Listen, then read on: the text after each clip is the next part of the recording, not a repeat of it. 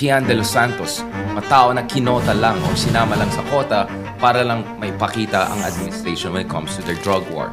Former Senator Leila de Lima, who spent more than half a decade behind bars on trumped-up charges. Remember, scandals around DOH, Farmali, COVID-19 expenditures of the government, some would say overpriced vaccines, the price of the PPEs, and all sorts of different anomalous activities that very much put into question the good governance claims of the former administration. The Philippines spent billions of dollars dun sa mga flood control projects na clearly hindi effective as we saw with recent typhoons and inability of our infrastructure to cope with it. Guess what? A lot of that was spent during the 6 years of Rodrigo Duterte. Next thing you know, there's an explosion of kidnapping. Next thing you know, there's an explosion of scamming. So let's be honest, who really benefited from the POGOs when they were here, aside from their own Chinese operators? Kailan lang tinawag si former President Rodrigo Duterte as a one-man fake news factory. That makes sense.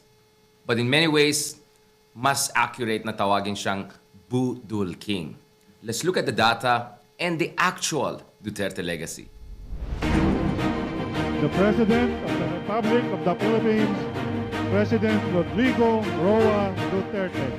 Pagdating sa Duterte legacy, may dalawang dimensions, domestic and international. Unang-una, pag-usapan natin yung domestic aspects of Duterte's legacy. Simulan naman tayo dyan sa drug war. Or to be specific, yung pangako ni Duterte na within 3 to 6 months, he's gonna rid the country of criminality, drugs, and all sorts of problems. Pero, parang japix. Huwag natin kalimutan si Pangulong Duterte himself on multiple occasions, inadmit niya, na palpak yung kanyang drug war. Sinasabi ko, I can clean it in 6 months. And after that, I realized na nagkamali talaga ako. After all, way into his 6-year term in office, mukhang he was not able to show real numbers in terms of dealing with the drug problem. In fact, pagdating kay President Duterte, we were not even sure saan niya kinukuha yung mga numero niya, yung milyon-milyon daw na drug addicts, sino yung mga narco-politicians. In fact, the very basis of his claims about his drug war were questionable to begin with. And to be honest, hanggang ngayon, mystery pa rin sa atin saan galing yung kanyang drug list. Tignan natin yung kanyang drug war on multiple dimensions. Unang-una, saan yung mga big fish? Of course, when we say big fish, ito yung mga malalaking drug lords na dapat hinuli ni Digong nung panahon niya. But if you look at the actual data, halos kahit isang big fish, wala siyang nahuli.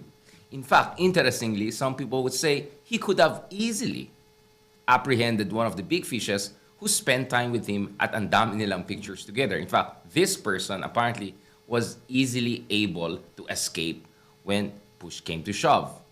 So, sino talagang tinarget ng drug war ni Digong? If you look at it, ang tinarget talaga dito ay yung mga poorest of the poor Filipinos. In fact, the Catholic Church, civil society groups, human rights groups, ang tawag nila sa drug war ni Digong ay war on the poor. The numbers are very clear. Sa libo-libo na namatay sa alleged extrajudicial killings during Duterte's administration, halos lahat sa kanila, they belong to the poorest of poor Filipinos, and a lot of them were in the slum areas at saka yung mga mahihirap na lugar sa ating bansa. Very few big fish or celebrities, if any, were caught during Digong's time. And wag natin kalimutan, yung cases like Kian de los Santos, yung mga tao na kinota lang or sinama lang sa kota para lang may pakita ang administration when it comes to their drug war. Ang justification ng administration is nanlaban sila. But we know that a lot of these killings were under extremely suspicious circumstances. So hindi lang tinarget yung mga poorest of the poor Filipinos or small-time drug users. Tinarget din ang mga inosenteng tao, including more than 100 children and minors according to some reports. So ano ba talaga yung drug war ni Rodrigo Duterte? For some experts, it was about politics of fear. Huwag natin kalimutan yung so-called narco list ni Pangulong Duterte, yung narco politician list. So according to Digong, ito yung mga politiko na supposedly involved in drug trafficking or drug use among other things. Pero kung titignan mo, hanggang ngayon hindi natin alam anong basis. Sino yung mga intelligence agencies or gaano ka-credible yung intelligence basis ng mga narco list na yan. If anything, the narco politician list was actually used as a weapon, as a political weapon para i-silence yung mga opposition, yung mga critics, and to create an overall climate of fear. In 2019, something unprecedented happened. Not a single member of the opposition made it to the Senate for the first time in more than 80 years. At isa sa mga pinakamalaking dahilan ay hindi lang disinformation, hindi lang yung usual advantages of the incumbency and the machine aspect of elections or command votes. Kasama din dyan yung sinasabi nila na threat of putting people on the narco list. Therefore, apparently, marami sa mga opposition candidates nahirapan sila maghanap ng mga LGU host dun sa kanilang mga campaign events. In many ways, yung narco-politician list ni Rodrigo Duterte made it extremely hard for the opposition to crystallize into an effective resistance force. The climate of fear was a big, big weapon for Duterte, and his drug war was very much at the center of that. Perhaps the most high-profile and controversial case kung saan na-weaponize yung drug war was targeting of top opposition leaders and critics of Rodrigo Duterte. Think about former Senator Leila de Lima, who spent more than half a decade behind bars on trumped-up charges. Speaking of trumped-up charges, alam natin towards the end of the Duterte administration, and as soon as Duterte stepped down, actually marami sa mga witnesses na yan, they recanted their testimonies against former Senator Leila de Lima. We know that the climate of fear even extended beyond the case of Senator de Lima. At some point, the administration did something crazy. They pretended that there are no documents proving that Senator Trillanes, back then still in the Senate and fighting back against Duterte, was ever pardoned for his coup d'etats or coup attempts against the government. Next thing you know, na-besiege pa yung Senado, and there were attempts to arrest the senator while he was inside the Senate. Over the years, critics like former Senator Trillanes, former Senator de Lima, among others, were made example of. There's a Chinese saying that in order to scare the monkey, kill the chickens. In many ways, yun din ang ginawa ng Duterte administration. In fact, not only chickens, he went after senators of the Republic who dared to question his war on drugs and who dared to question his intentions behind his war on drugs. Overall, kung titignan natin yung drug war ni Digong, it really helped him in terms of creating a climate of fear, scaring the critics. Pero pagdating sa ebidensya na talaga we dealt with the problem of drugs and criminality, it's very hard to see how it was a success or even sincere to begin with. In fact, pag titignan mo yung mga surveys, more than 7 out of 10 Filipinos repeatedly said throughout the years na takot sila na maging biktima ng extrajudicial killings. In fact, majority of Filipinos in surveys also said that ayaw nila na ma-EJK yung mga alleged drug users or even drug peddlers. So while majority of Filipinos supported a drug war in theory, pagdating sa actual tactics ng Duterte administration, the Filipino people always had reservations. For human rights groups, and potentially for the International Criminal Court, it was more than just bad tactics or methodology. What happened was nothing less than crimes against humanity. Mass atrocities against fellow Filipinos by the former President of the Republic. Lest we forget, this is the same president who openly told the Philippine National Police na yun lang, patayin nyo lang yung mga criminals and he's gonna protect them no matter what. That was the climate of impunity and fear that Duterte's fake drug war inflicted upon the Filipino nation. And hanggang ngayon, we're still coping with its repercussions. Oh, and lest we forget, the current head of the CIDG in the Philippine National Police was very clear that actually during the Digong's time, there were a lot of operations, marami namatay, maraming nanlaban daw, but actually sobrang konting nahuli mga droga. Compared to now that actually maybe the operations are definitely not as violent, not as frequent, pero yung nahuhuling droga ay much more. So in fact, the effectiveness of the campaign was very much under question too. So ang daming drug busts na nangyari, but their effectiveness was very much under question. And worse, it created a human rights catastrophe sa Pilipinas and emaciated any semblance of rule of law in the country. And in many ways, you could say the drug war was JPEGs, a big BUDOL by the former president. Huwag natin kalimutan, isa sa mga pinakamalaking pangako ni former President Rodrigo Duterte when he ran for the highest office of the land was to fight against corruption. In fact, early on, he said even a whiff of corruption is not going to be tolerated by him. And in fairness to him, some people very close to him, including his spokesman during his presidential run, was relieved of his office when there was indeed some reports or suggestions of misdeeds, if not corruption. But Duterte's campaign against corruption is highly questionable if you look at the actual evidence. Unang-una, nagkaroon po tayo ng recycling on steroids. Maraming opisyales ng panahon ni Digong were relieved of their positions, were fired or forced to resign, and next thing you know, they were just reappointed in another departments. In fact, we have cases of certain individuals with questionable practices being repeatedly reappointed to different departments, which just tells you that their firing or resignation was more performative than realistic. Just like the drug war, it was about performance rather than substance. And pagdating sa corruption scandals, kailangan ba natin balikan yan? Remember, the scandals around DOH, Pharmali, COVID-19 expenditures of the government, some would say overpriced vaccines, the price of the PPEs, and all sorts of different anomalous activities that very much put into question the good governance claims of the former administration. So if you want to talk about the worst budget ever, pag-usapan natin how the budget during the pandemic was spent by the Duterte administration. Now, for some, that was just the tip of the iceberg. We can talk about millions and millions, if not billions, of dollars spent on all sorts of different small or medium-scale infrastructure projects. Speaking of corruption, or at least questionable practices, the Philippines spent billions of dollars dun sa mga flood control projects na clearly hindi effective, as we saw with recent typhoons and inability of our infrastructure to cope with it. Guess what? A lot of that was spent during the 6 years of Rodrigo Duterte. So if you want to talk about effectiveness, you want to talk about questionable practices or questionable infrastructure projects, tignan natin ang nangyari sa mga flood control projects among other infrastructure projects during Digong's time. Well, recently, some people made a lot of noise around itong, of course, very unfortunate incident kung saan nag-collapse ang isang bridge sa Isabela. But let's not forget, these infrastructure projects take years to complete. And a big chunk of that project actually was implemented and almost completed during the Duterte administration. So there's no way we can talk about big infrastructure projects or any major infrastructure projects in recent years going wrong without looking at yung 6 years ni Digong when actually these projects were being implemented. And then of course, meron kang projects that never got off the ground. For instance, ano nangyari dun sa Mindanao Railway project ni Digong? Supposedly a way for him to push back against decades of Imperial Manila's neglect of Mindanao when it comes to basic infrastructure. Ano nangyari dun sa mga ibang projects, mga big-ticket infrastructure projects na build.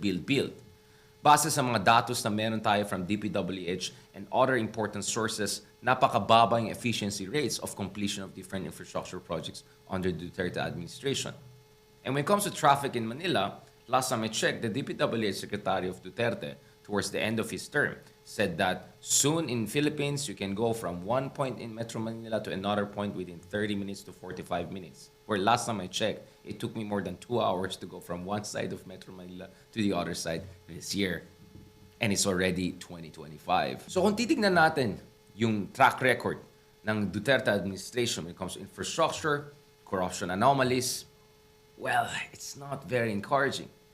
But what's most troubling is the invention of the so-called confidential fund by the Duterte dynasty. To be fair, may confidential fund din ang Aquino administration, but it was very limited under very strict conditions. Pero yung nakita natin sa Dutertes is this. The confidential fund actually goes back to their decades-old rule in Davao. And kung titignan mo, hindi lang si Rodrigo Duterte, who was enjoying billions and billions of confidential fund when he was the president, pero pati yung mga anak niya, bilang mayor of Davao, was also enjoying one of the largest ever confidential funds in the country. So even though Davao is a much smaller city when it comes to its resources, let's say compared to Quezon City or Makati, tignan niyo naman yung confidential funds ni Sara Duterte when she was mayor of Davao. So if you want to talk about anomalies, you want to talk about misuse of funds or potential misuse of funds, tignan niyo naman yung track record ng mga Dutertes in terms of their confidential fund. Not only when Rodrigo Duterte was the president, but also when they became the overlords of Davao for decade after decade after decade. So well before the whole Mary Grace Piatos expose and the Quadcom hearings on Vice President Sara Duterte's practices, or some would say malpractices in the Department of Education, actually, dapat titignan mo yung mga confidential funds practices ng Duterte dynasty throughout the decades and not only the 6 years of the Rodrigo Duterte presidency. In short, when it comes to the issue of governance, when it comes to the issue of corruption, wala masyadong moral ascendancy ang mga Dutertes or mga supporters nila to question any other administration. Especially an administration that came right after them and had to cope with the problems, the debt, and all sorts of anomalies that the previous administration left behind. In fact, wag natin kalimutan, lumobo yung ating utang nung panahon ni Digong. We kept on borrowing. Hindi siya build. Borrow nangyari nung panahon ni Digong. And that was inevitably going to be a problem, not only for the succeeding administration, but for administrations to come. In fact, towards the end of the Duterte administration, you had no less than Department of Finance Secretary Sonny Dominguez openly saying that we could face a generational fiscal challenge.